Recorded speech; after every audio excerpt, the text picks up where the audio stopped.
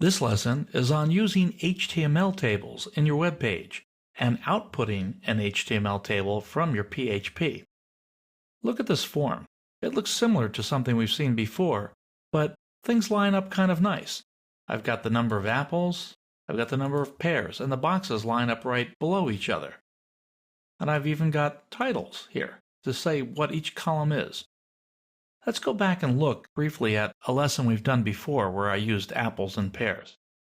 See here, things don't line up so well. These are simple paragraphs that have the input tags that followed. Let's see how we can use a table to get things lined up better. First, I'm going to go ahead and enter some data. 11 and 7 for pears, and then I'll click the Submit button. Now look, we have another table here. This table has a border on it, and I'm going to show you how to do that. And I've got things lined up very nice. We've got a description, a calculated amount, and all the numbers line up in this column. So it's very easy to see a grid-like structure using an HTML table.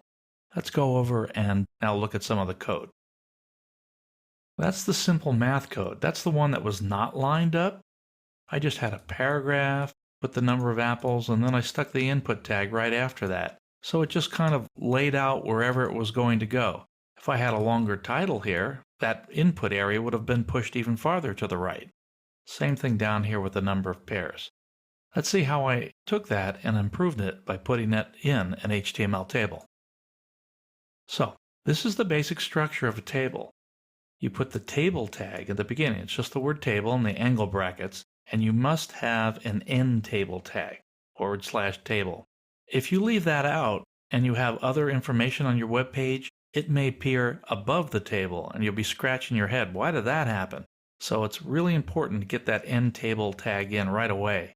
Usually when I'm coding these, I put the end table tag in first, right after the table tag, and then I fill in the middle. Now, every table has rows and it has cells, data cells if you want. Just kind of like a spreadsheet, really. If we go back and look at the output, you see this. It looks a little bit spreadsheet-like, this grid structure. You see the number of rows down here, and each one of these is a table cell with inside each row. I have 2 cells per row.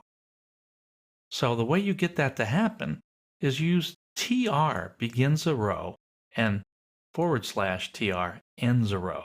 So you need to have that for every row. The first row contains headings. Go back and look again. See these bolded headings here? Those are the headings, and the way you get that bolding is you don't have to apply a style or anything. You just put a TH for table heading, and that's what will show up in the cell on the first row we have there as bolded. From here on out, when we're going to put other information in the table that won't be bolded, we're going to use a beginning TD tag and an ending TD tag instead of the beginning TH and the ending TH. So look, I had 2 cells per row. So I have 2 TDs. See? I've got a beginning and an ending, and a beginning and ending as well. Look at this, however. I've got that input tag that I used to put in the paragraph. It's sitting there as a cell by itself. That works just fine. You saw it. So this allows things to line up very cleanly in these tables. And likewise, I have here with the number of pears and the input tag for the number of pears.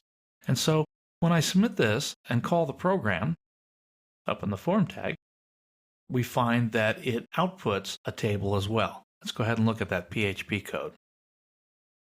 Here at the top, this is the first PHP block. This is the beginning of it.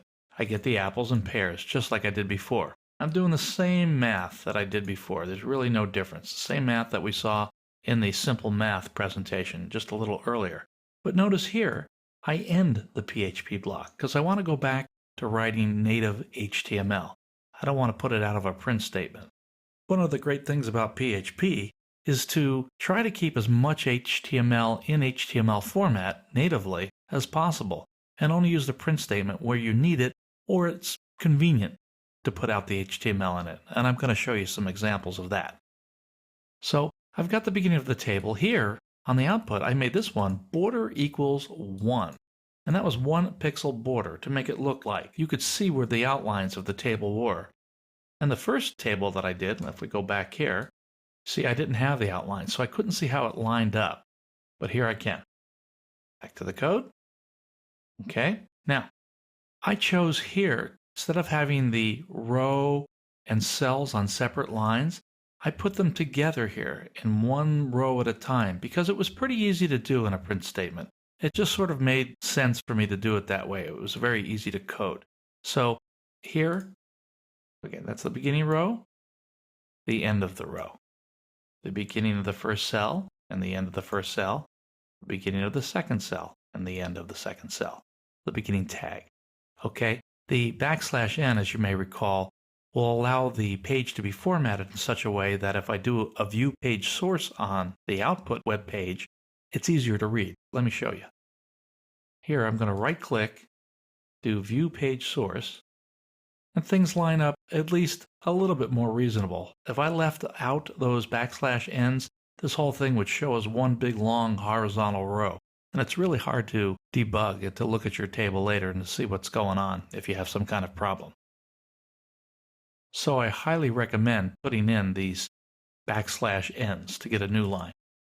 So things line up. I'm just writing row after row after row. Now, it's usually a good practice to try to keep all of the text of your statement within the viewable area of the screen. Makes it easier to see what's going on without having to do a lot of horizontal scrolling. So these last lines here, I couldn't do that gracefully, so I broke it up. Remember, the print statement is just sending out text to the browser. It doesn't care how it comes, whether it comes in one print statement or 3 or whatever. So here I have the beginning of the row in the first cell, the end of the first cell, and the beginning of the next one. And then just the data that's going to go in there, the divided apples. And then on another print statement, I chose to break it up and put it down here. Even though it could have fit over here, I just found this a little easier to read. There's no real right answer. The idea is to make your code simple and maintainable, easy to understand, and to make changes to should something come up. Look here.